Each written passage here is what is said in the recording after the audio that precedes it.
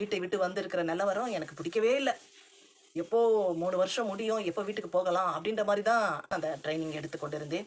ஆனால் பேஷண்ட்டுங்கள பார்க்கும் பொழுது, அவர்களுக்காய் ஜெபிக்க வேண்டும் என்று சொல்லி இருதயத்திலே ஒரு பாரம் வரும்பொழுது, மரிக்கின்ற தருவாயில இருக்கிற ஜனங்களுக்காக கூட நீங்க உயிர குடுங்க. அவங்களுக்கு சுகத்த குடுங்க. அவங்க ஜெபிப்பேன். அப்படி ஒரு வைராக்கியத்தை, அப்படி ஒரு விசுவாசத்தை கர்த்தர் எனக்குள் வர பண்ணினார். ரொம்ப பயந்தாங்கோலி. வசனத்தெல்லாம் எடுத்து வாசிக்க மாட்டேன். மைக்க பிடிச்சு தனியா ஜெபம்லாம் பண்ண மாட்டேன். பாட்டு பாட மாட்டேன்.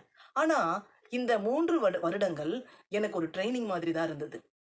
எல்லாவற்றையும் போல்டாய் செய்வதற்கு எனக்கு நான் நல்லா கற்றுக்கொண்டேன்.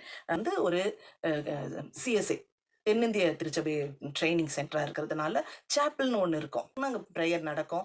எல்லாமே ஸ்டூடண்ட்ஸு, டாக்டர்ஸு எல்லாருமே பேராமெடிக்கல்ஸ் ஒர்க் பண்றவங்க, எல்லாருமே அந்த சேப்பல் வந்து பிரேயர் பண்ணி, அந்த சேப்பல் அட்டெண்ட் பண்ணிட்டு தான் அந்த டேக்கு அவங்கவங்க வேலை செய்ற இடங்களுக்கு, டிபார்ட்மெண்ட்டுக்கு போகணும்.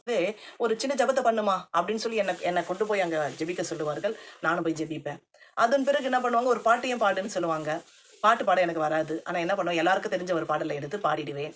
அப்போ என் கூட சேர்ந்து எல்லாருமே அந்த ஃபுல் சேப்பல்ல இருக்கிறவங்கலாம் பாடுவாங்க.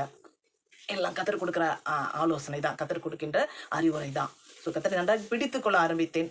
அப்பொழுது கர்த்தர் எனக்கு வெளிப்படுத்தின காரியம், உன்னை நான் எனக்கென்று பிரித்தெடுத்தேன். தாயின் கருவிலேயே எனக்கு பணி செய்யும்படிக்கு, என் துதியை நீ சொல்லி வரும்படிக்கு உன்னை நான் பிரித்தெடுத்தேன் என்று சொல்லி ஆணித்தரமாக கர்த்தர் என்னோடு கூட பேச ஆரம்பித்தார்.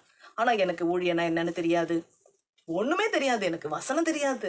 ஜெபம் பண்ணுவேன் அவ்வளவுதான். டெய்லி பைபிள் ரீடிங் சுத்தமா பண்ண மாட்டேன். பைபிள் வாசிக்கணும்னு டெய்லி நினைப்பேன். ஆனா ஒரு நாளும் பைபிள் எடுத்து வாசிக்க மாட்டேன். ஸோ இதான் என்னுடைய கண்டிஷன். கர்த்தர் என்னை தெரிந்து கொண்டார். அவர் அனாதி தீர்மானத்தினால் என்னை தெரிந்து கொண்டார். அதன் பிறகு நான் அழகாய் கர்த்தருடைய பணிகளை செய்ய ஒவ்வொரு காரியத்தையும் கற்றுக்கொண்டேன்.